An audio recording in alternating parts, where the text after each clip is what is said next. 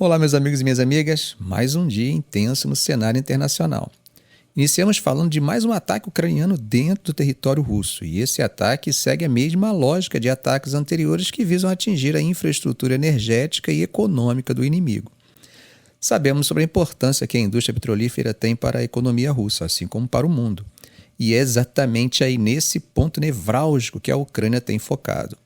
Em mais um desses ataques, um grande incêndio se formou em uma refinaria de petróleo russa em Volgograd, uma região sudoeste da Rússia. A origem desse incêndio foi atribuída a um ataque de drone, acusação que aponta diretamente para a Ucrânia. Esse incidente ocorre em um contexto onde, como sabemos, os ataques de drones ucranianos têm se tornado uma rotina.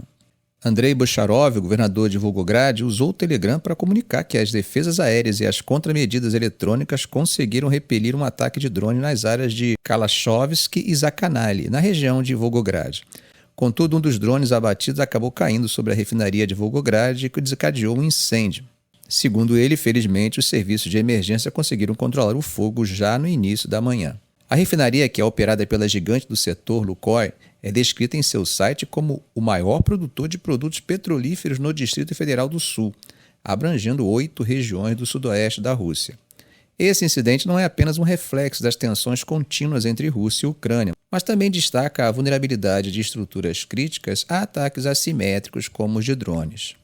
Os russos parecem que estão tendo dificuldade em proteger adequadamente essas áreas que, não há nenhuma dúvida, são estratégicas.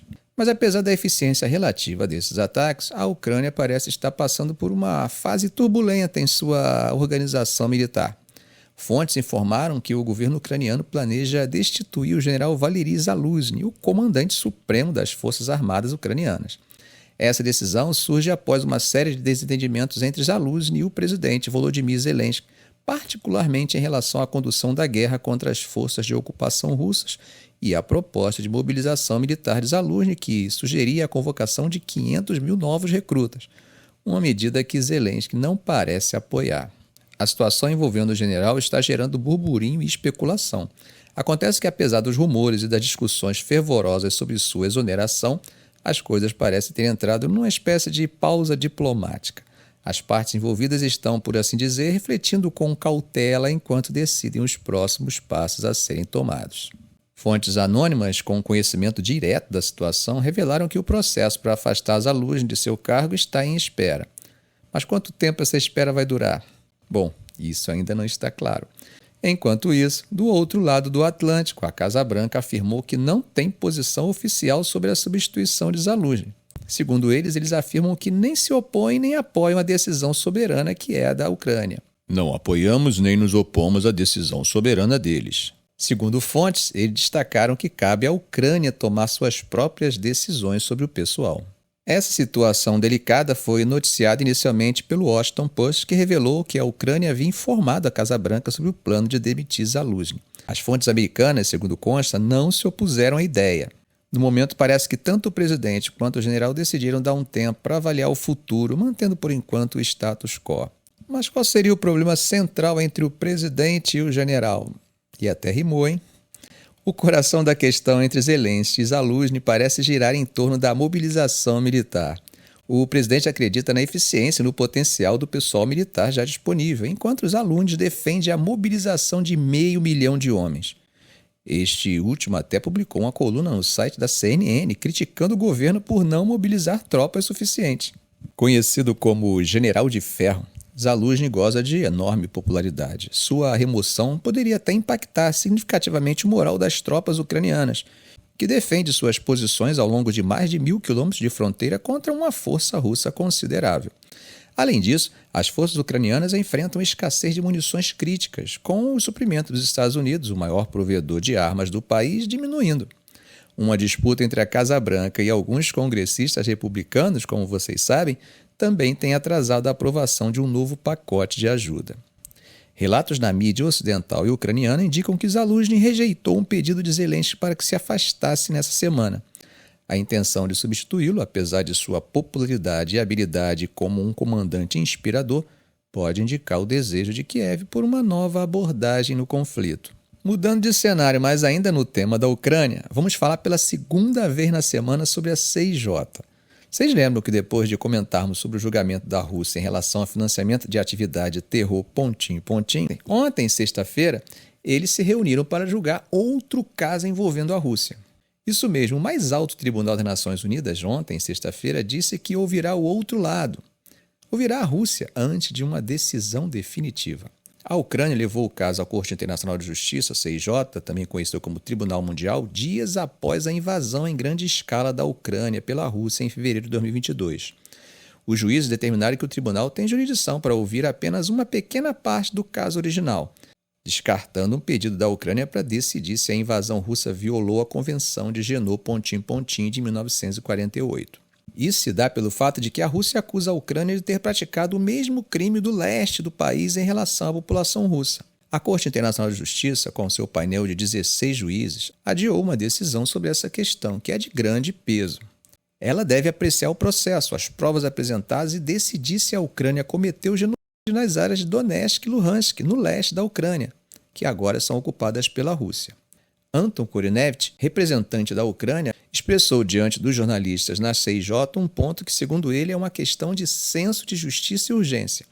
Ele destacou a importância de a Corte decidir que a Ucrânia não é responsável por um Genô mítico, uma acusação falsa levantada pela Federação Russa.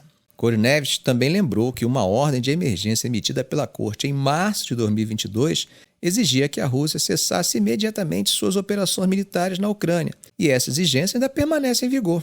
Esse é um lembrete interessante que sempre comento com vocês. A CIJ é uma corte importante e extremamente competente. Seus juízes estão entre os melhores juristas do mundo.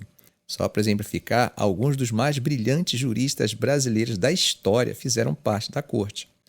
Que eu lembro aqui de cabeça, eu poderia citar José Sete Câmara, Francisco Rezec, Cansado Trindade, são verdadeiros monstros em relação à doutrina e ao direito. Então, ao contrário do que muitos alegam, a corte é competentíssima. O problema da CIJ é outro. O problema é que ela não possui dentes, garras, presas. É que, embora as decisões da corte sejam finais e legalmente vinculantes, a falta de meios para impor essas decisões, especialmente quando são estados como Rússia, Estados Unidos ou qualquer outra potência, sem compromisso com o direito das gentes, do direito internacional, optam por ignorá-las.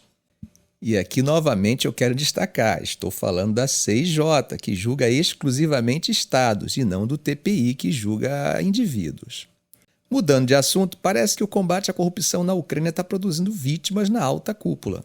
Isso mesmo, Rustem Umerov, ministro da Defesa da Ucrânia, tomou uma atitude decisiva ao suspender um alto funcionário enquanto a investigação sobre suspeita de corrupção na aquisição de armas estão em andamento. Umerov, que assumiu o cargo com a promessa de erradicar a corrupção dentro do ministério, enfrenta o desafio de manter a integridade enquanto a Ucrânia continua a receber auxílio militar de parceiros ocidentais. Thomas Naku, responsável pela política técnica e desenvolvimento de armas do ministério, foi suspenso após se tornar suspeito em um caso criminal não especificado. Essa medida, efetivada em 1º de fevereiro, ressalta a seriedade com que as acusações de corrupção são tratadas, especialmente quando se trata da defesa e segurança nacional. Como já comentamos aqui no canal, o Serviço de Segurança da Ucrânia, SBU, revelou recentemente um esquema de desvio de cerca de 40 milhões de dólares, envolvendo pagamento adiantado por obuses que nunca foram entregues. Enquanto isso, no Oriente Médio, os Estados Unidos lançaram ataques aéreos no Iraque e na Síria, mirando mais de 85 alvos vinculados à Guarda Revolucionária do Irã e às milícias que ela apoia. Essa operação foi uma resposta ao ataque da semana passada na Jordânia, que resultou na morte de 3 militares norte-americanos. Esses ataques foram milimetricamente pensados, não apenas sob o ponto de vista técnico, mas também sob o ponto de vista geopolítico, o que mostra a complexidade das relações internacionais e as consequências que um erro nesses cálculos pode provocar. As ações incluíram ataques com bombardeiros B-1 de longo alcance, diretamente dos Estados Unidos. Segundo Biden, esses bombardeiros foram apenas o começo de uma resposta em múltiplas camadas que está sendo preparada. O que se espera é que mais operações militares dos Estados Unidos aconteçam nos próximos dias. O palco desse conflito não é novo para nós, mas a tensão parece estar escalando de uma maneira que não vimos há algum tempo. Embora esses ataques não tenham mirado diretamente em locais dentro do Irã, eles definitivamente marcaram uma intensificação do conflito no Oriente Médio. Os alvos desses ataques foram bem específicos: centros de comando e controle, foguetes, mísseis, instalações de armazenamento de drones, além de infraestruturas logísticas e de fornecimento de munição. Segundo o Exército dos Estados Unidos, mais de 85 alvos foram atingidos em 7 localizações, divididas entre Síria e Iraque. Um detalhe que não pode ser ignorado é que os ataques miraram na Força Quds, um braço da Guarda Revolucionária Islâmica do Irã com influência significativa em milícias aliadas por toda a região, de Líbano ao Iraque e de Iêmen à Síria. O tenente-general Douglas Sims, diretor do Estado-Maior Conjunto dos Estados Unidos, comentou que os ataques parecem ter sido bem-sucedidos, gerando grandes explosões secundárias ao atingir o arsenal dos militantes. No entanto, ainda não está claro se houve baixas entre os militantes. Por outro lado, o Ministério da Defesa da Síria caracterizou a ação dos Estados Unidos como uma agressão aérea flagrante, resultante na morte de civis e soldados, além de feridos e danos significativos a propriedades públicas e privadas. A Síria enfatizou sua determinação em continuar lutando contra o terror pontinho em pontinho e liberar seus territórios da ocupação. O Pentágono, por sua vez, reconheceu que era provável que houvesse baixas entre aqueles presentes nas instalações atacadas, destacando que o clima foi um fator decisivo no timing da operação. Já o exército iraquiano alertou sobre o risco de instabilidade na região devido aos ataques, considerando-os uma violação da soberania iraquiana. Até o momento não houve uma resposta oficial do Irã, mas em sua cobertura dos ataques, a televisão estatal iraniana descreveu as forças americanas como terror pontinho em pontinho. O secretário de Defesa dos Estados Unidos, Lloyd Austin, reiterou a determinação de Biden em tomar medidas adicionais contra a Guarda Revolucionária do Irã e entidades a ela vinculadas. Segundo ele, este é o início da nossa resposta, e enfatizou que o Pentágono não busca um conflito armado com o Irã e acredita que Teherã também não deseja guerra. A pressão republicana, por outro lado, tem crescido sobre Biden para que ele haja diretamente contra o Irã.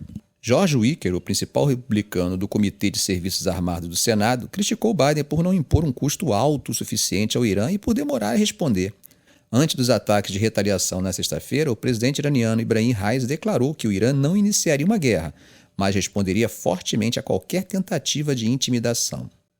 John Kirby, porta-voz de Segurança Nacional da Casa Branca, disse que a administração Biden não se comunicou com o Irã desde o ataque na Jordânia. Conselheiros iranianos têm apoiado grupos armados tanto no Iraque, onde os Estados Unidos têm cerca de 2.500 militares, quanto na Síria, que ele tem cerca de 900. Só um pequeno histórico, as forças americanas foram atacadas mais de 160 vezes no Iraque, Síria e Jordânia desde o início do conflito em 7 de outubro. Como temos visto, os Houthis, combatentes do Iêmen, têm lançado drones e mísseis contra navios do Mar Vermelho, alegando apoiar os palestinos contra Israel.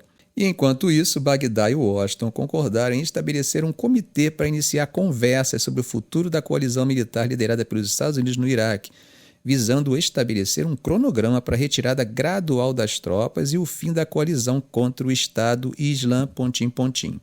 Segundo o Kirby informou, o governo iraquiano foi notificado sobre os ataques de sexta-feira com antecedência. O Kataeb Hezbollah do Iraque, a quem os Estados Unidos atribuem a responsabilidade pelo ataque na Jordânia, anunciou na terça-feira que pausaria os ataques às forças americanas.